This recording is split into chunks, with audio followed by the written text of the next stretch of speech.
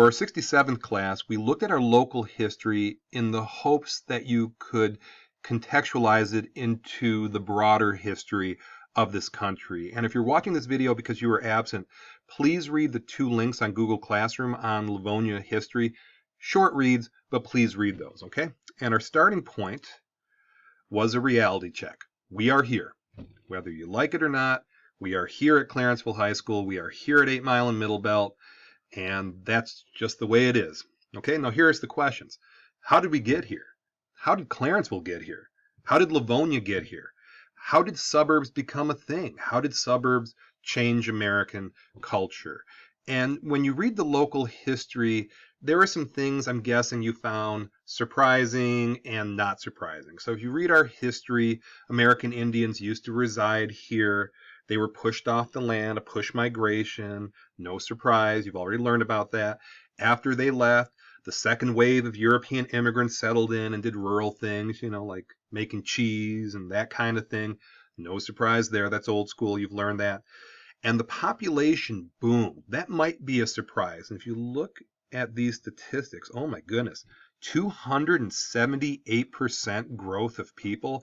Bearing in mind, our school was built in 1957 to accommodate the children of this boom. Okay, if you look at this. And then in 2000, Livonia was the whitest city in America, over 100,000 people.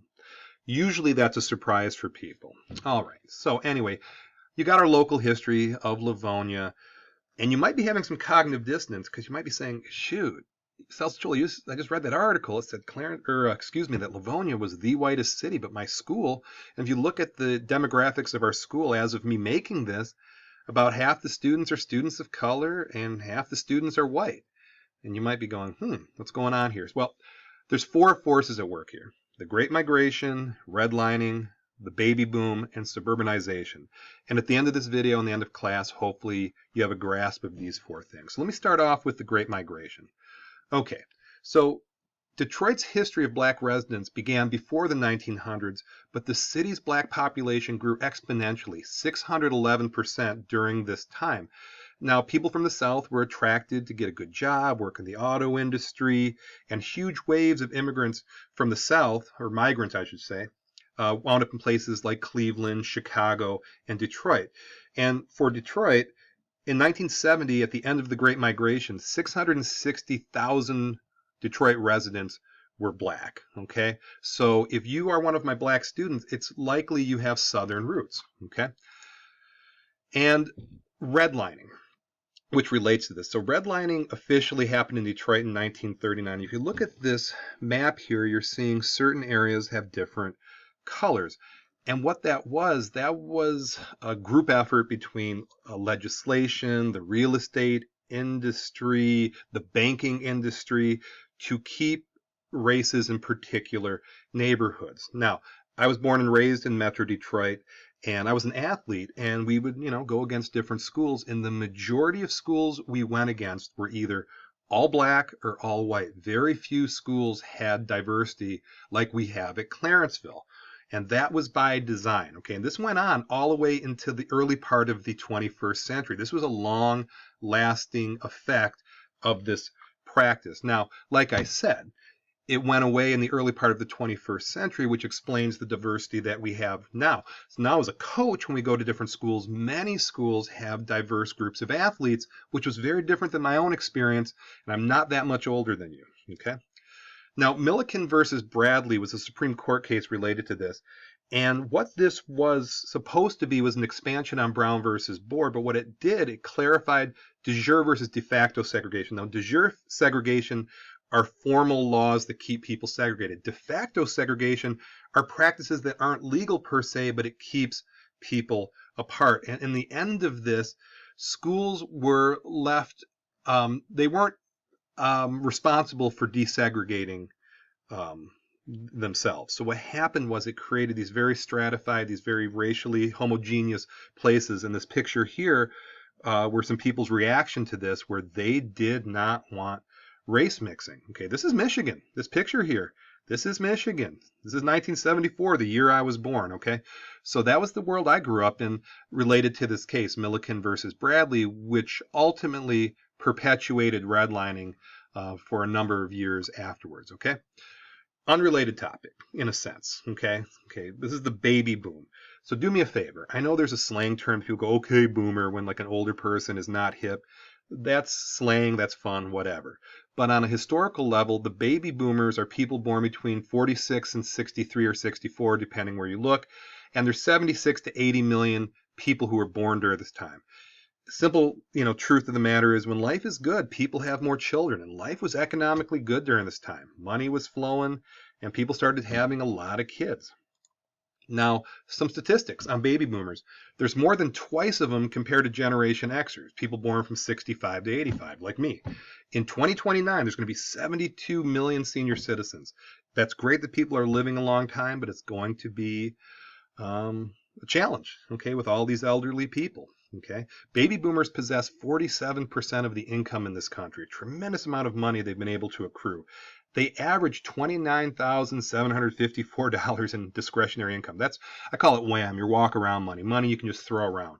That's a lot more than I've ever had, to be honest with you. Now, 49% of baby boomers plan on leaving something behind for their kids, whereas 51% plan on spending everything. So there is a bit of a stereotype that they are selfish, and that probably reinforces that stereotype. And culture and politics has revolved around them because there's so many of them. The consumer trends, the music, cultural trends, political candidates. The baby boomers have pretty much controlled the show because there's so many of them, okay? Now, some perspective why some things change, why people aren't having big families. First of all, the birth control pill became available in 1960. Okay, so if you want to control how many kids you have, you could starting in 1960 pretty easily. There's a Supreme Court case, Griswold versus Connecticut, allowed for married couples to have contraceptives legally in all states. The world you live in, you can go to Walgreens or CVS and buy all the contraceptives you want. But that wasn't the case until fairly recently. And the average cost of raising a child to 18 averages $233,610. Okay, I got that from the USDA.gov as a resource, so this is pretty reputable. And what we have here are the baby boomers, Gen Xers, and millennials, very different. But the money and the power is in the baby boomers' hands, and it has been for a long, long time. Okay.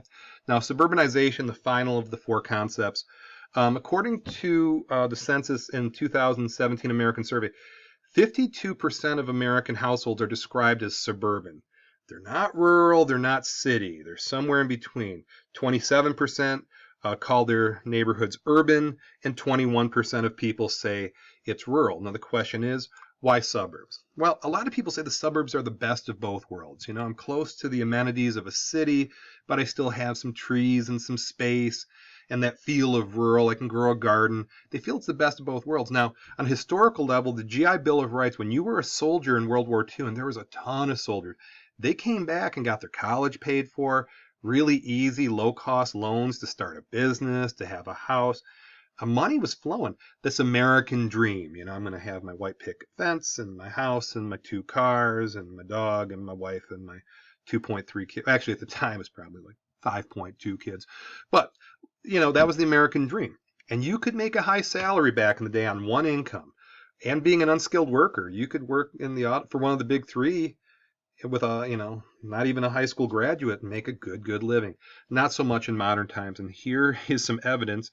Look what's going on in the 50s and 60s. Boom, boom, boom, up. And that was going on in this country, okay? So let's go full circle. How did you get here? Now ask yourself, how did you get here? Why did you move here? Why are you at Clarenceville? Now, Clarenceville is pretty easy. In 1957, there were a lot of children, and we needed schools for those children. Now, Livonia, that was part of the, suburban movement at the time. Let's get out of Detroit and kind of go somewhere in between. You're near Detroit. You can get on the highway and get there fairly quickly, but you can have some space in the suburbs. And in terms of how they became a thing, well, all those GI loans certainly helped, and the building, easy to build a subdivision, kind of all the same houses. And to this day, we have a very suburban culture with all of our mini malls and strip malls and the highways that get there and that kind of thing. Okay, so to wrap up, here's the day's assessment. These are just a reiteration what I hope you learned. It is on Google Classroom if you want to answer that. So if you were absent, please answer these questions and email that to me, and we'll call it all well and good. All right, so thank you for watching.